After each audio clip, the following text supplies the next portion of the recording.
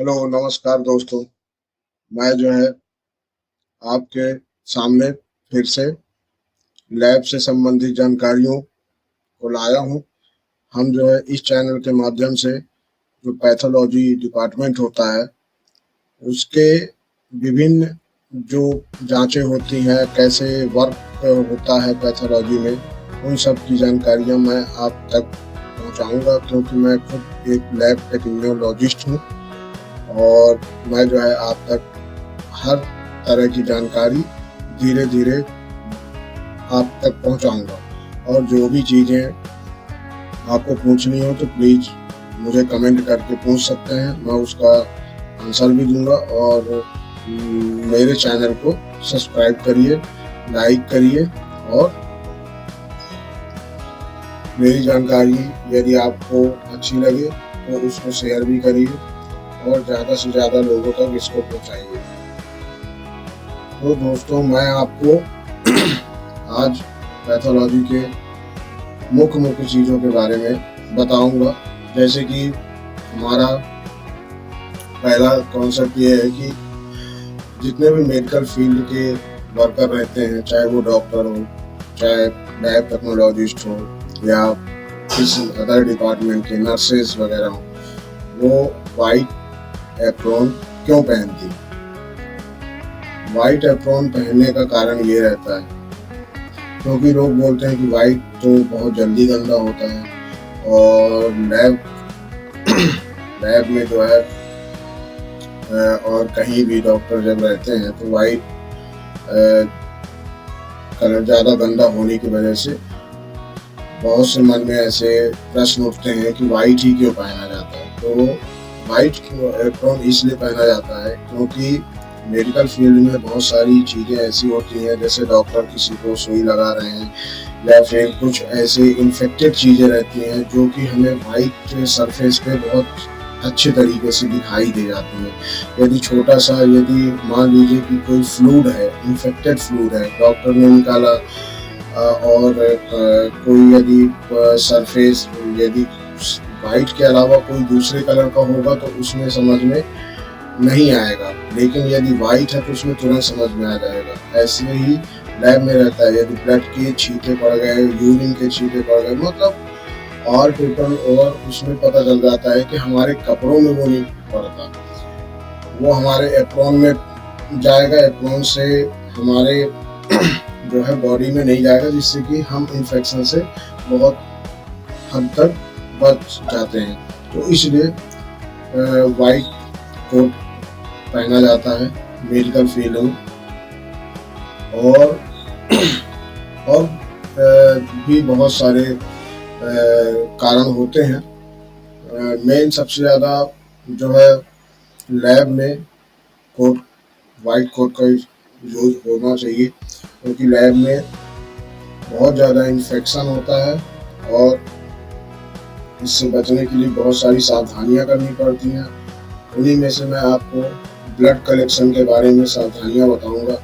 आजकल जो है ब्लड कलेक्शन के लिए एक नई टेक्निक का यूज हुआ है। क्या आप जानते हैं? Vacuum trainer system.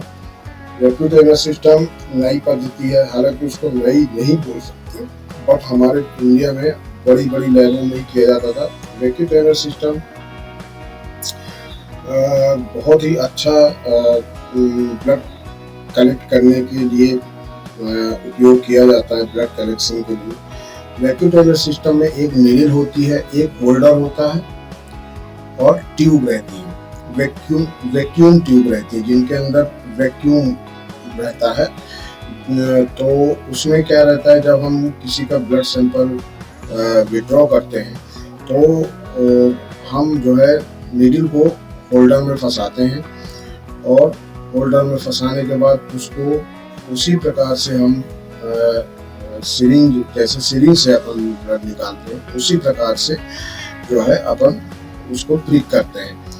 प्रिक करने का तरीका वही है, बस इसमें एक जो बेनिफिट ये रहता है कि आप एक ही प्रिक में आपके यदि 4 वाइल भी लेना पड़े सैंपल तो 4 वाइल भी ले सकते हैं, 5 भी ले सकते हैं, 6 भी ले सकते हैं। किसी को 20 माइक्रोलीटर का ज़रूरत पड़ता है तो 20 माइक्रोलीटर भी इससे आप ले सकते हैं। ये इतनी अच्छी चीज़ें रहती हैं कि इसमें जो है आपको बार बार क्लिक करने की जरूरत नहीं पड़ेगा। इसमें क्लिक करने का ज़रूरत क्लिक बार बार क्लिक करने से क्या है, पेशेंट भी हरासमेंट हो जाता है, हरास हो जाता है बहुत ज़्यादा, वो भी पैनिक हो जाता है। तो इसलिए जो है, और हमको यदि मान लीजिए कि 6 तो जो 10 माइक्रोलीटर की जो आती है एक सिरिंज आती है, उसका लेवल बहुत मोटा रहता है। इसका बहुत बेहतरीन सिस्टम रहता है वैक्यूम ट्रेनर, इसीलिए ना तो इसमें बाहरी कोई इंजेक्शन रहता है ना बाद, जैसे अपन सिरिंज से, इसमें डायरेक्ट जो है अपने वेन से डायरेक्ट ट्यूब के अंदर ब्लड जाता है, बाहर उसका कोई भी किसी भी प्रकार से वो संबंध नहीं रहता किसी चीज से। तो इससे क्या रहता है, इससे जो है उसमें कंटामिनेट नहीं हो पाता, ब्लड कंटामिनेशन होने के चांसेस बहुत कम रहते हैं। तो इस प्रकार से वैक्यूम ट्रेनर सिस्टम बहुत ही अच्छा रहता है। हर लैब वाले को ये उपयोग करना चाहिए मेरे हिसाब से, तो करना ही चाहिए, क्योंकि ये एक बहुत अच्छी चीज़ है।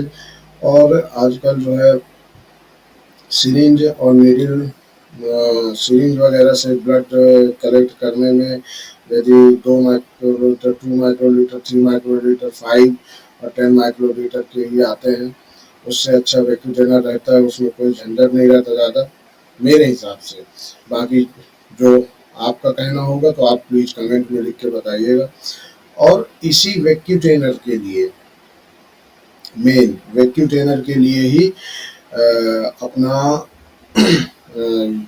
कलेक्शन ऑर्डर बना है। कलेक्शन ऑर्डर मैं आपको बताना चाहूँगा, कलेक्शन ऑर्डर कि हम जो ब्लड कलेक्ट कर रहे हैं, तो यदि हमारे पास जो है 5 ट्यूबें हैं, तो 5 में से सबसे पहली किस ट्यूब में अपन को सैंपल कलेक्ट करना है और आखिरी किस ट्यूब में करना है, ऐसा एक कलेक्शन ऑर्डर रहता है। तो कलेक्शन ऑर्डर वैक्यूम ट्रेनर के लिए ही बनाया गया था। हालांकि सिरिंज में भी वो अपन फॉलो कर सकते हैं, बट सिरिंज में कभी कभी क्लॉट हो जाता है, ब्लड लेते लेते क्लॉट हो जाता है, मतलब अपन सिरिंज में ले रहे हैं, पिस्टन खींच रहे हैं और ब्लड क्लॉट हो जाएगा। तो ये भी सिचुएशन आती है। इस सिचुएशन से दूरों अपन दूर रहते हैं यदि वैक्यूम ट्रेनर सिस्टम का यूज अपन अच्छे तरीके से करें तो। वैक्यूम ट्रेनर के लिए कलेक्शन ऑर्डर में जैसे सबसे पहले अपन को ब्लड कल्चर का रहता है, उसके बाद हेपेरिन रहता है, ठीक है। मैं आपको अपनी स्क्रीन में भी लिख के दूंगा, आप उसको देख सकते हैं। और जो जो जानकारी आपको मैं दे रहा हूँ, उसकी जो मेन मेन बातें हैं वो मैं स्क्रीन में आपको स्क्रीन में दिखेगा, स्क्रीन में, तो आप उसको देख सकते हैं। लेकिन इसमें जो है मैं आपको बता रहा हूँ, फर्स्ट जो है अपना ब्लड कल्चर लेते हैं, दूसरा हेपेरिन ट्यूब रहता है, तीसरा हमारा कोगुलेशन प्रोफाइल का साइट्रेट रहता है, ठीक है। चौथा हमारा जो है प्लेन ट्यूब रहता है या येलो ट्यूब रहता है, रेड टॉप बोलते हैं उसको या येलो टॉप बोलते हैं, और जेल ट्यूब, प्लेन ट्यूब सब सेम ही रहता है, ठीक है।